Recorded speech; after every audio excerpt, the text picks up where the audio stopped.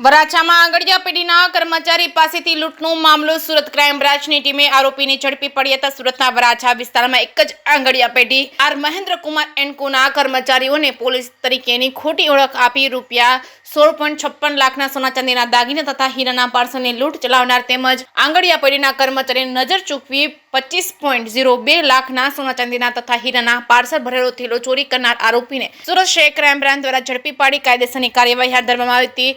મળતી માહિતી મુજબ સુરત શહેરમાં ગત 15મી જૂનના રોજ વહેલી સવારે 4:30 વાગ્યાના સુમારે વરાછા રોડ વૈશાલી 3 રસ્તા પાસે અમદાવાદથી સીબાઈ ટ્રાવેલ્સમાં હીરા તથા સોના ચાંદીના પાર્સલ લઈને આવતા કિરણ રાજપૂત નામના આર મહેન્દ્રકુમાર એન્ડ કો આંગડિયા પેઢીના કર્મચારીને બ્લુ કલરની 4 વ્હીલ ગાડીમાં આવેલ 4 અજાણ્યા ઇસમો ક્રાઇમ બ્રાન્ચ તરીકેની ખોટી ઓળખ આપી 4 વ્હીલ ગાડીમાં અપહરણ કરી લઈ ગયા હતા. તેની પાસેથી પેઢીના કિંમતી સોના ચાંદીના દાગીના તથા હીરાના પાર્સલ ભરેલ તેલો કિંમત રૂપિયા 16,56,000 મત્તાની લૂંટનો બનાવ બનવા પામ્યો છે. જે અનુસંધાને વરાછા પોલીસ મથક ખાતે કલમ હેઠળ ગુનો રજીસ્ટ્રેશન થયેલો છે. જે કેસની ગુજરાતી સાથે સુનિલ ગાંજાવાલા, સુરત.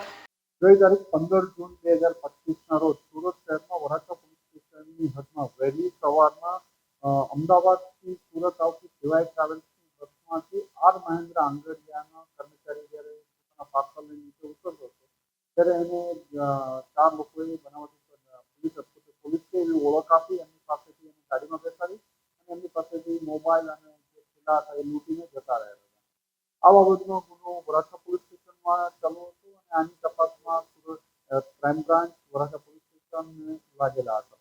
દરમિયાનમાં 17ના રોજ ફરીથી આ જ આંગડિયા આર મહેન્દ્ર આંગડિયાનો કર્મચારી ફરીથી સીવાય ટ્રાવેલ્સની બસમાં જ અમદાવાદથી સુરત આવતો હતો અને સુરત આવતો હતો. દરમિયાનમાં સુરત પહોંચ્યા પછી જ્યારે એ બસમાંથી નીચે ઉતરતો હતો અને બેગ પાછળ રાખી અને આગળ જોવા જો કે એમના કર્મચારી આવી ગયા કે નહીં, ત્યાં પાછળથી કોઈ બેગ લઈ બારીમાંથી આપી અને ફરીથી આ જ આંગડિયા સાથે ફરીથી પેટી લીધી અને એની બેગ લઈ અને એક ગાડી પાછળ અમદાવાદથી એનો પીછો કરતી હતી. એક ફરીથી એક બીજો બનાવ બનેલો જેમાં 25 લાખ જેટલાની એમાઉન્ટ લઈને જતા રહેતા. આ બંને બનાવોમાં એક જ ટ્રાવેલ્સ હોય, એક જ જગ્યાએ એનો પીછો થતો હોય, એક જ આંગડિયા હોય તો સુરત ક્રાઇમ બ્રાન્ચની ટીમ અને જવાન વંશાજની અલગ અલગ ટીમો કામે લાગેલી હતી. દરમિયાનમાં સુરત ક્રાઇમ બ્રાન્ચની ટીમને માહિતી મળી હતી કે આ બંને બનાવમાં એક જ ગેંગ સંડોવાયેલી છે જે ઝાલોર જિલ્લા રાજસ્થાનની ગેંગ છે અને સુરત ક્રાઇમ બ્રાન્ચના પોલીસ ઇન્સ્પેક્ટર જયંત ઝાલા, જયંત ગૌસ્વામી, સોઢા, વાળા વગેરે ટીમોએ સતત પ્રયત્ન કરીને આ લોકોને 3 જણાને પકડી પાડ્યા છે. જેમાં ગુનાનો મુખ્ય આરોપી શૈલેષ અમારામ રાજપુરોહિત, ઓબેરામ રાજપુરોહિત, શ્રવણસિંહ રાજપૂત અને જોગસિંહ મુનશી રાજપુરોહિત આ 3ની ધરપકડ કરવામાં આવી છે. આમની પાસેથી 4 લાખથી વધુનો મુદ્દામાલ મળ્યો છે.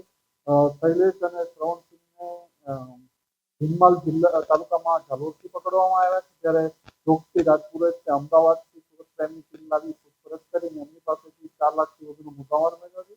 આમ બંને ગુનાનો ડિટેક્ટ કરવામાં સુરત ક્રાઇમ બ્રાન્ચ અને જનવંતની સાહેબને સફળતા મળી.